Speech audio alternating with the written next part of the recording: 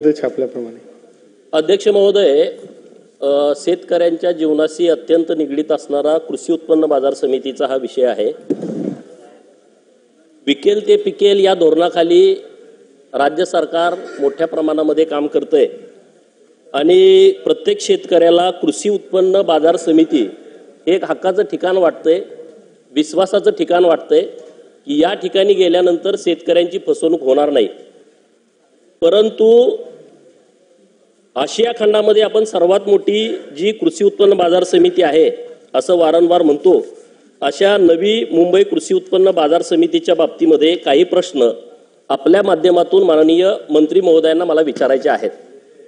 मी विधान परिषदेचा सदस्य असताना वरच्या सभागृहामध्ये एक तारांकित प्रश्न उपस्थित केला होता की तिथे एक शौचालयाचा साध्या मराठी भाषेत संडासाचा घोटाळा झाला होता आणि त्यामध्ये 6 संचालकांच्या वरती फौजदारी गुन्हा दाखल झाला होता। नंबर 1, ज्या संचालकांच्या वरती फौजदारी गुन्हा दाखल झाला आहे आणि त्यामध्ये ते दोषी आढळलेले आहेत, अशा संचालकांना त्या पदावरती राहण्याचा अधिकार आहे का? दुसरा विषय, FSIचा मोठा घोटाळा झाला। अध्यक्ष महोदय, 3060 रुपये पर स्क्वेअर फूट हा FSIचा शासकीय दर असताना फक्त 600 रुपये स्क्वेअर फुटानं त्या संचालक मंडळाने तो FSI विकला गेला आणि 125 कोटी रुपयाचं हे कृषी उत्पन्न बाजार समितीचं नुकसान झालेलं आहे। आता हे विषय अतिशय गंभीर आहेत आणि त्यामुळे या विषयाकडे माननीय मंत्री महोदयांनी लक्ष देण्याची आवश्यकता आहे। महाराष्ट्राकडे इतर राज्य एका चांगल्या दृष्टिकोनातून बघतात। आज जर तुम्ही चांगला स्ट्रॉंग निर्णय घेतला तर एक चांगला मेसेज या कृषी उत्पन्न बाजार समितीच्या बाबतीमध्ये जातोय।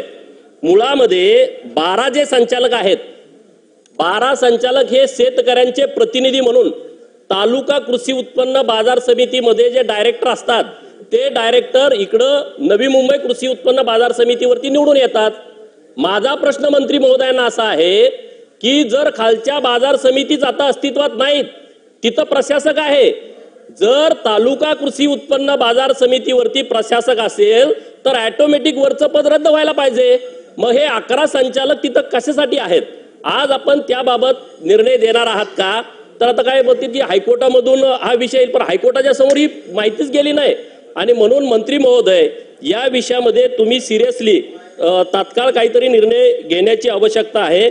दुसरा महत्त्वाचा विषय आहे, जे काळजीवाहू सभापती आणि उपसभापती होते 2 वर्ष, एवढी उत्तर एवढं झालं नंतर बोलायला मला जे मी परत विचारतो प्रश्न। बघा किती झालंय।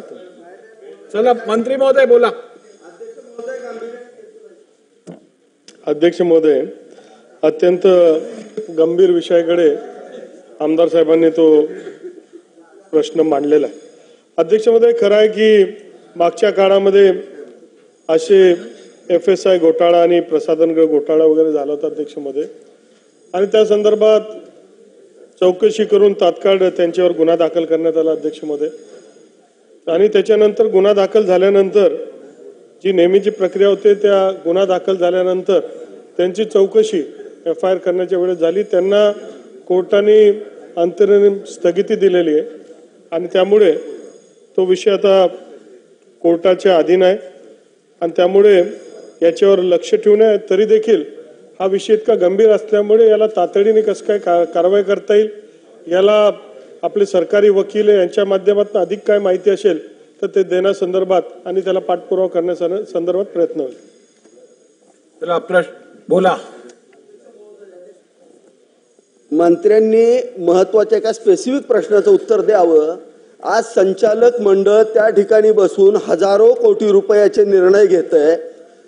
जर संचालक मंडळातले संचालक गोपीचंद पडळकर साहेबांनी विचारलेला प्रश्न आपण बगल देताय, ते संचालक कुठल्या कृषी उत्पन्न बाजार समितीतून निवडून आलेत हे फक्त सभागृहाला सांगावं। ते निर्णय घेण्यासाठी ते पात्र आहेत किंवा नाही आहेत एवढंच सभागृहाला सांगावं, एवढी विनंती आहे।